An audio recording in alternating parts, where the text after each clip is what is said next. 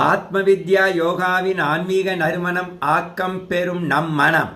ஒரு spiritual master, ஒரு குரு தன் நாயுடன் ஒரு இரவு வாக்கிங் போய் கொண்டிருந்தார். அதற்கு முன் ஒரு குச்சியை தூக்கி எறிவார். அந்த நாய் அந்த குச்சியை படுவேகமாக ஓடிப்போய் கவ்விக்கொண்டு வந்து அவரிடம் கொடுத்துவிடும். இப்படி அதற்கு பல பயிற்சிகளை கொடுத்துள்ளார். சந்தோஷமாக குருவும் நாயும் தினமும் வாக்கிங் செல்வார்கள். ஒரு நாள் அவருடைய சிஷ்யன் குருவோடு வாக்கிங்கில் கலந்து கொண்டார். குருவே, நான் ஆன்மீகம் பற்றி எவ்வளவுதான் படித்தாலும் கேட்டாலும் அந்த ஆத்ம உண்மையை, கடவுளை உணர முடியவில்லையே, ஏன் என்றார். குரு உடனே, இப்போ நான் செய்வதை கவனி என்றார். அவர் டாமி என்ற அந்த நாயிடம், டாமி டாமி, அந்த வானில் இருக்கிற பௌர்ணமி நிலாவை கொண்டு வா என்று தன் ஆட்காட்டி விரலை அந்த சந்திரனை நோக்கி சுட்டி காட்டினார். அந்த நாய் சந்திரனை பார்க்காமல் அந்த குருவின் ஆட்காட்டி விரலையே பார்த்து கொண்டிருந்தது.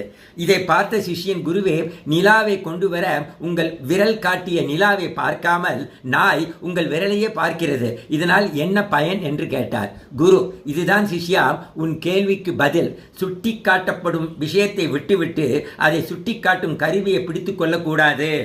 ஆன்மீக புஸ்தகங்கள், வார்த்தைகள், ஆன்மீக பயிற்சிகள், வழிபாடர்கள், குருமார்கள், வழிபாடுகள் அனைத்தும் சைன் போஸ்ட், கைட் போஸ்ட் மாதிரி தான். கடவுளை அடைய வழிகாட்டும் போர்டுகள் மாதிரி. They are symbols like sign boards. அதையே பிடித்து கொண்டு இருந்தால் நாம் உண்மையை உணர முடியாது. அதை பயன்படுத்தி போய் சேர வேண்டிய இடத்தை நோக்கி நகர வேண்டும். மனதை உள்நோக்கி திருப்பி உன்னுள் இருக்கும் அந்த உண்மையை மௌனம் என்ற தியானம் மூலம் உணர வேண்டும். வார்த்தைகளால், புத்தகத்தால் கடவுளை உணர முடியாது. திருப்பி சொல்கிறேன், they are all only sign posts, they are all only symbols.